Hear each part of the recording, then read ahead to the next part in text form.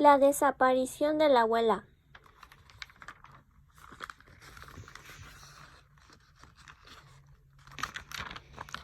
Una tarde del año 2006, Rodrigo y Esteban volvían de la escuela.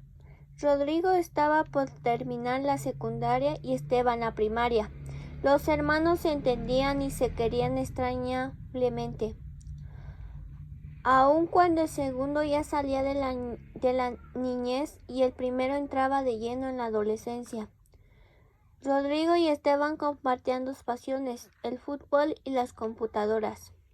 Esteban soñaba con ser el portero de la selección nacional y saber tanto como su papá sobre computadoras, y Rodrigo con volver a revolucionar el campo de la informática y en formar una liga de fútbol con los niños de la calle, sus amigos. Y es que Rodrigo tenía amigos de las calles de su colonia, porque una mañana en que iba a la escuela, vio como un automovilista bajaba de su auto para golpear a uno de ellos por el solo hecho de haberle limpiado el parabrisas. Rodrigo, quien se había dado cuenta de todo, se interpuso entre el violento individuo y el chico de su misma edad, e impidió que el sujeto le propinara un soberano coscorrón. Aquel día Rodrigo y Fermín chocaron las palmas de sus manos, chasquearon los pulgares y se hicieron amigos para siempre. Y desde ese día, cada sábado Rodrigo y Esteban jugaban fútbol en las canchas de la colonia con el equipo que formaron con sus cuates de la calle. El equipo se llamaba los Bamanes y portaba una camiseta que estuvo de moda cuando todos ellos eran bebés. La del héroe murciélago. Las camisetas eran especiales, la figura no permitía el paso de la luz del sol. Para evitar daños en la piel, fueron adquiridas poco a poco con los ahorros de todos y eran su tesoro más preciado. Con mucho trabajo fueron comprando una a una las camisetas del equipo, que Fermín guardaba celosamente en lo que llamaba con orgullo su casa. Cuando compraron la última de las 12 camisetas, hubo toda una ceremonia en casa de Fermín y el equipo celebró con refrescos y papas fritas que corrieron por cuenta de Rodrigo y Esteban. Había dos cosas en la vida que a Rodrigo le retechocaban: la pobreza en la que vivían sus amigos, que no entendía y que hubiera querido aliviar a toda costa, y la escuela. Tenía que aprender muchas cosas en ella que lo distraían de lo que quería hacer, pero abandonarla era imposible, pues sus padres no transigían, estaban de acuerdo en que las computadoras eran imprescindibles y que quien no supiera manejarlas no tenía futuro. Pero para ellos la escuela era primero, el fútbol después y por último las computadoras. Una tarde al llegar a casa, Rodrigo traía cara de pocos amigos. Se acercaban los exámenes y sabía que tenía mucho que estudiar. Maribel, su madre, joven ejecutiva de una importante firma gastronómica, recibió a los chicos y de inmediato notó el talante del mayor. «Mamá, no entiendo para qué tengo que ir a la escuela». Esteban frunció la boca. Se sabía de memoria la queja de su hermano y el alegato de su mamá. «No volvamos con la misma historia, hijo», suspiró Maribel con paciencia. «Aunque sepas tanto de computadoras, tienes que aprender muchas cosas. Así creas que puedas estudiar directamente de ellas». Maribel no sabía si finalmente fue para bien o para mal que Carlos, su marido, vendiera computadoras desde que se casaron. Gracias a eso sus hijos pudieron tener acceso a ellas sin mayores problemas y conocían perfectamente no solo cientos de programas y accesos, las carreteras informáticas, sino cómo eran por dentro, lo que para ella era algo dificilísimo. «Ya sé que te has convertido en todo un experto», pero si no estudias no vas a llegar a ningún lado. Si no tienes la preparatoria no podrás ingresar a la facultad y a tus posibilidades de poder ir al extranjero, de dar a conocer lo que sabes, se quedarán en sueños. No, mijito, no seas tonto. Y por favor vamos a dejar el tema por la paz, porque tu papá no tarda en llegar y ya sabes cómo se pone al oírte hablar así. Sí, ya sabía, como energúmeno, y también sabía, como no era ningún tonto, que sus padres tenían razón, claro que no iba a dejar la escuela. Lo que pasaba era que el tiempo no le alcanzaba para poder concretar algo que según él iba a salvar a toda la humanidad. Salieron al mercado.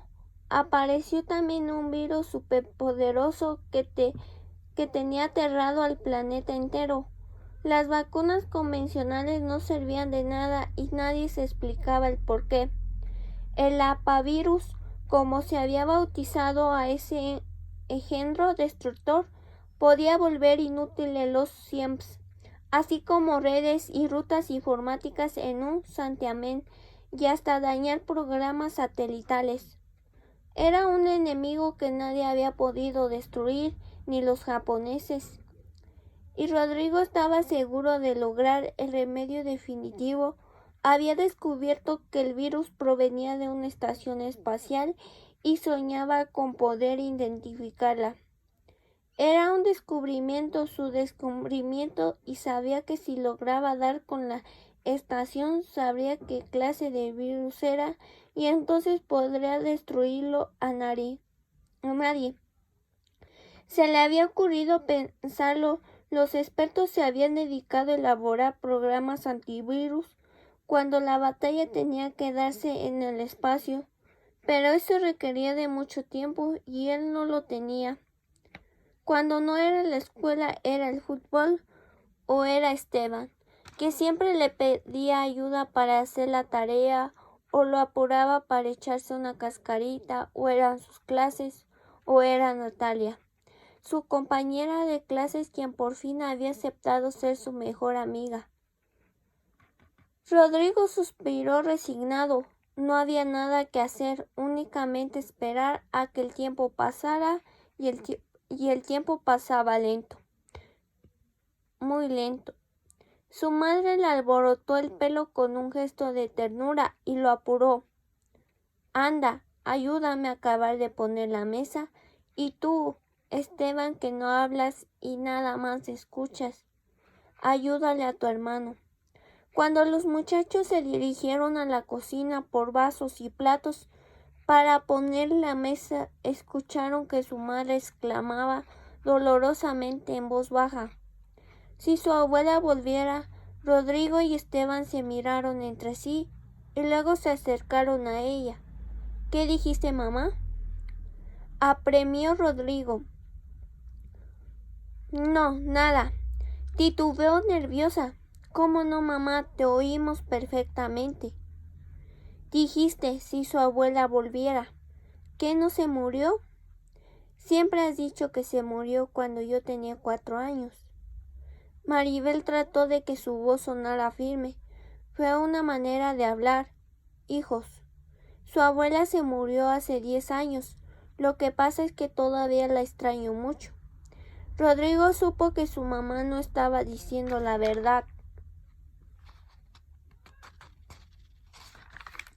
¿Y en dónde está enterrada?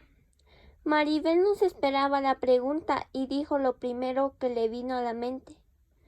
Ah, pues en el panteón de la villa, en la misma tumba de tus bisabuelos. Rodrigo y Esteban cruzaron una mirada cómplice y luego fingieron estar conformes con la respuesta. Como si nada terminaron de poner la mesa. Maribel suspiró. Pensó que aunque había cometido una torpeza, la respuesta había dejado satisfecha la curiosidad de sus hijos. Más tarde, encerrados en el cuarto de Rodrigo, los chicos cavilaron sobre lo ocurrido. Les parecía muy raro lo que había sucedido. no tanto el comentario de su madre, sino su nerviosísimo. Al responder, mamá nunca había comentado dónde está enterrada la abuela, reflexionó Esteban. Nunca se nos había ocurrido preguntarle, apuntó Rodrigo. Como siempre nos ha contado de ella y vamos a la iglesia en el aniversario de su muerte. ¿Por qué íbamos a dudar? ¿Por qué habría comentado eso de si volviera y además en voz baja como para que no oyéramos? Insistió Esteban. ¿Cómo podremos averiguar y si vamos a la villa? No, eso está muy difícil. ¿A qué horas y cómo es sin que lo sepan? ¿Y si les preguntamos a los tíos, a los hermanos de la abuela? Nos dirían lo mismo que mamá, que se murió y que está enterrada. Ya sé, exclamó Rodrigo, exaltado, pues se le había ocurrido una gran idea. Vamos a ir a visitar a la tía Mariana. Ella nos tiene que decir la verdad.